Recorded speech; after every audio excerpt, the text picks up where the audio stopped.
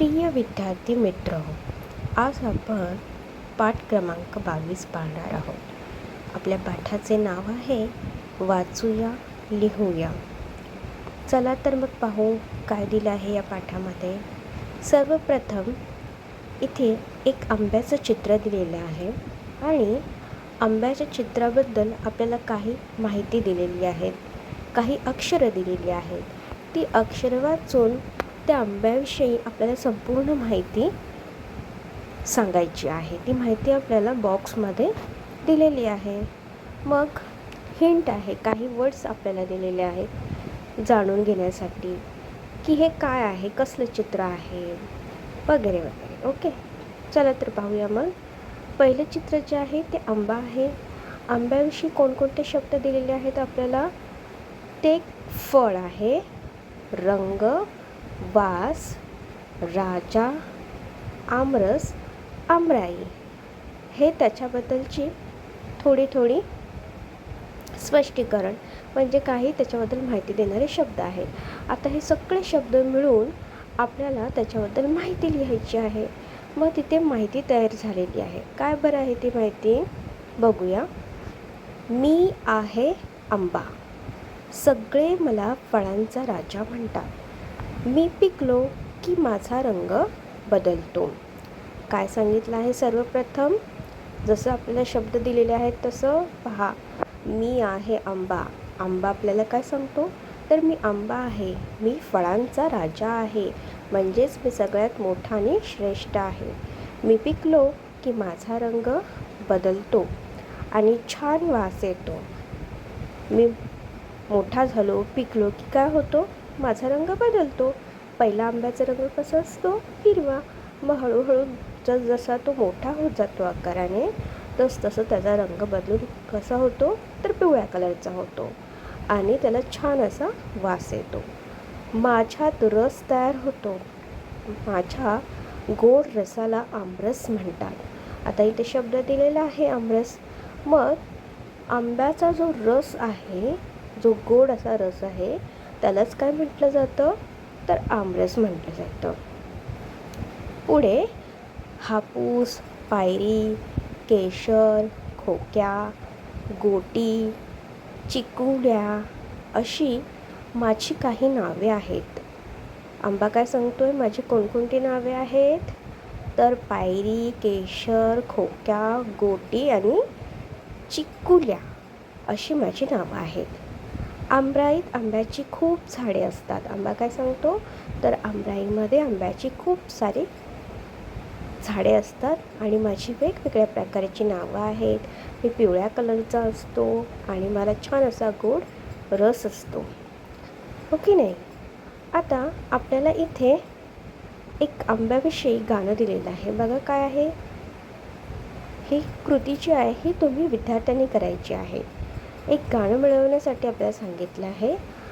आंबा पिकतो, रस गळतो, कोकणचा राजाबाई झिंबा खेळतो. आणि तुम्हाला प्रश्न सांगितलेला आहे सोडवण्यासाठी की तुमच्या घरी आंब्यापासून कोणकोणते पदार्थ बनतात, हे तुम्ही माहिती मिळवायची आहे आणि या प्रश्नाचं उत्तर द्यायचं आहे.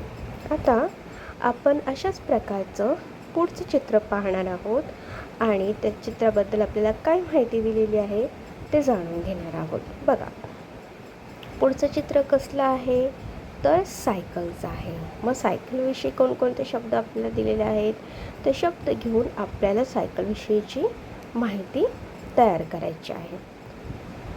चला तर मग, वाहन, इंधन बचत, चाके, व्यायाम हे शब्द आहेत. आता ह्या शब्दांना घेऊन काय माहिती मिळवलेली आहे, तर बघा. मला सायकल खूप आवडते. सायकल हे एक प्रकारचे वाहन आहे. काय सांगितलं जात आहे, मला सायकल खूप आवडते आणि सायकल काय आहे, तर हे एक प्रकारचे वाहन आहे ज्याने आपण प्रवास करतो. वाहनाने सगळे वेगवेगळ्या प्रकारची वाहनं असतात ना, तर सायकल देखील एक वाहन आहे. सायकलीला 2 चाके असतात, तिला इंधन लागत नाही. सायकलीला किती चाकं असतात, 2 चाकं. सायकल ही तुमच्याकडेही असेल आणि हे सगळ्यांना माहिती आहे, हो की नाही? आणि तिला कोणत्याही प्रकारचं इंधन लागत नाही. इंधन म्हणजे पेट्रोल वगैरे, ओके. चाकात हवा भरली की ती सुसाट धावते. काय सांगतायत पुढे? फक्त सायकलीच्या चाकामध्ये आपण हवा भरली की ती कशी धावते? सुसाट, अगदी वेगाने, फुल स्पीडने. घरापासून जवळ कुठे जायचे असेल तर सायकल वापरावी, त्यामुळे इंधन बचत होईल. काय सांगितलं जातं आहे की घरापासून आपल्याला जवळ जायचं असेल तर घरातलं कोणतंही वाहन वापरायचं नाही, तर सायकल वापरायची आहे. आणि त्याने काय होणार आहे? आपल्या वाहनाचं जे इंधन आहे त्याची बचत होईल, ते शिल्लक राहील, ते जास्त वेस्ट होणार नाही. सायकल चालवणे हा एक चांगला व्यायाम आहे. आणि सायकल चालवणे हा काय आहे? एक व्यायामसुद्धा आहे, एक एक्सरसाइजसुद्धा आहे.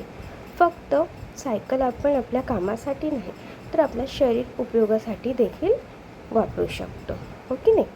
आता तुम्हाला इथे सायकल संबंधित प्रश्न विचारलेले आहेत. काय आहेत भाऊ? तुम्हाला सायकलीवर कुठे कुठे जायला आवडेल? याचं उत्तर तुम्ही द्यायचं आहे. तुम्ही तुमच्या सायकलची कशी काळजी घेता हेही तुम्हाला सांगायचं आहे. हा प्रश्न तुमच्यासाठी आहे, ओके. आय होप की हे दोन्ही ज्या वस्तू आपल्यासमोर होत्या, पहिला म्हणजे आंबा आणि दुसरी म्हणजे सायकल, ह्या दोघांची उपयोग आणि त्यांचे आंब्याचे जसे प्रकार आहेत आणि आंब्याच्यापासून कसा आमरस तयार होतो हे आपल्याला माहीत झालं आहे. त्याचप्रमाणे सायकलीचा उपयोग काय आहे हे देखील तुम्हाला आज माहीत झालेलं आहे. आता आपण पुढे पाहूया. पुढचं चित्र आहे ते सगळ्यांचं आवडतं चित्र आहे, तर ते एक क्रिसमस डेचं चित्र आहे. आता क्रिसमसविषयी आपल्याला काय माहिती सांगितली आहे ते पाहूया. सण, नवीन कपडे, गोडधोड पदार्थ, church, Santa Claus, Christmas tree, okay. पाहूया मग. आपण अनेक सण साजरे करतो.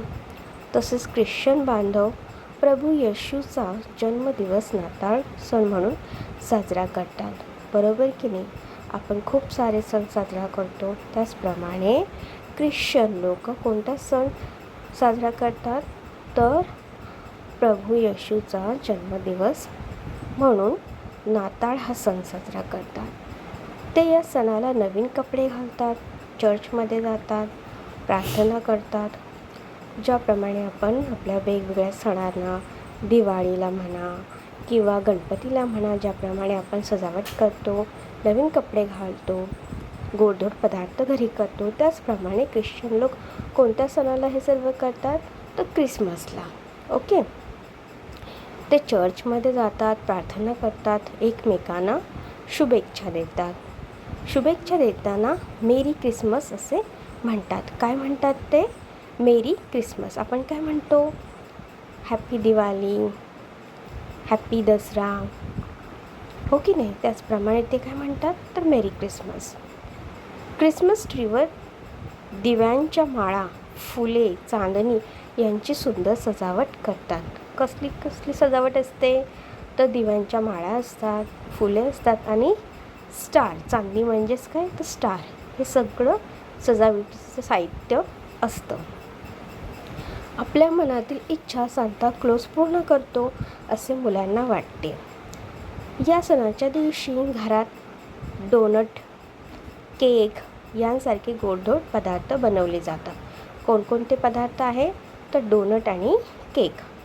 प्रभू येशूच्या शिकवणीनुसार ते गोरगरिबांना वाटले जातात आणि हे जे पदार्थ बनवले जातात की नाही, ते गोरगरीब लोकांना वाटले जातात, दिले जातात. त्यांनाही आनंदात सहभागी करून घेतले जाते. आपण ज्याप्रमाणे आपल्या सणांना सगळ्या लोकांना सहभागी करतो, त्याचप्रमाणे क्रिसमसला देखील ख्रिश्चन बंधू त्याचप्रमाणे सगळ्या लोकांना समाविष्ट करतात आणि आनंद सर्वत्र देण्याचा प्रयत्न करतात. केक बनवण्याची कृती समजून घ्या. आता ख्रिश्चन लोकांचा सण क्रिसमस याच्याविषयी आपल्याला माहिती दिलेली आहे, म्हणून इथे आपल्याला एक प्रश्न दिलेला आहे सॉल्व करण्यासाठी.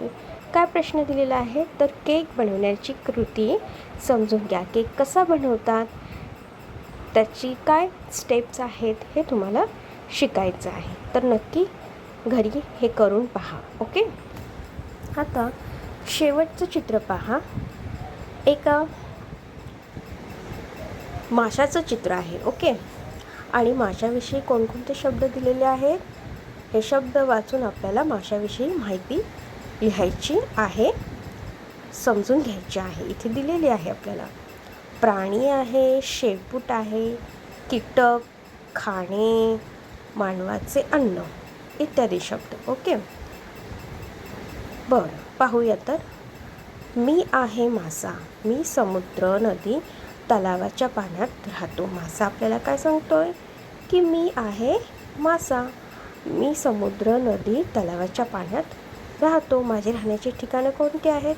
तर समुद्र आहे, तलाव आहे आणि नदी. म्हणून मला जलचर प्राणी म्हणतात. काय म्हणतात? जलचर प्राणी. जलचर प्राणी म्हणजेच पाण्यामध्ये राहणारा प्राणी, म्हणून जलचर प्राणी. मी शेपूट आणि परांच्या मदतीने पोहतो. माशाला काय असते? शेपूट आणि दोन्ही साईडला पर असतात त्याची. ओके. पाण्यातले कीटक, लहान मासे व वनस्पती खातो. माझे रंग, रूप, आकार वेगवेगळे असतात. पुढे मासा काय सांगतो? तर मी काय काय खातो? कीटक खातो, लहान मासे खातो आणि पान वनस्पती खातो. आणि माझे रंग, रूप, आकार हे कसे असतात? वेगवेगळे असतात. मी मानवाचे अन्न आहे. आपण सगळे फिश खातो की नाही? म्हणून मासा हे काय आहे? मानवाचे अन्न आहे. आज तुम्हाला माशाबद्दल खूप सारी माहिती इथे मिळाली आहे, हो की नाही? आता इथे तुम्हाला सॉल्व करण्यासाठी एक प्रश्न दिलेला आहे. पाहूया प्रश्न काय आहे. फिश टँकमधील मासे काय खातात? त्याची काळजी कशी घेतात? तुम्हाला त्यांच्यातील माशाची कोणकोणती नावे माहीत आहेत ती नावे लिहा. आता फिश टँकमध्ये खूप सारे मासे असतात की नाही? मग त्याची काळजी कशी घेतात जर तुमच्या घरी असेल तर? आणि ते कोणकोणत्या त्यांची नावं काय आहेत, त्यांचं खाद्य काय आहे हे तुम्हाला माहीत करून घ्यायचं आहे. आय होप की चित्रावरून आणि दिलेल्या शब्दावरून माहिती कशा प्रकारे तयार केली जाते हे आपण शिकलेलो आहोत. जर तुम्हाला अशा प्रकारे चित्र दिलं आणि काही शब्द दिले तर तुम्ही देखील अशा प्रकारची माहिती तयार करू शकता की नाही? नक्कीच करू शकता, मला पूर्ण खात्री आहे. तर आज आपण हे चारही वेगवेगळ्या गोष्टींविषयी माहिती मिळवली आहे. कशाबद्दल? तर फर्स्ट आहे आंबा, सेकंड सायकल, तिसरा आहे क्रिसमस सण आणि चौथा आहे मासा. ओके. आता तुम्हाला एक पुढे टास्क आहे. काय टास्क आहे बघूया. तर तुम्हाला पुढे अशाच प्रकारे चित्र दिलेली आहेत आणि काही शब्द दिलेले आहेत.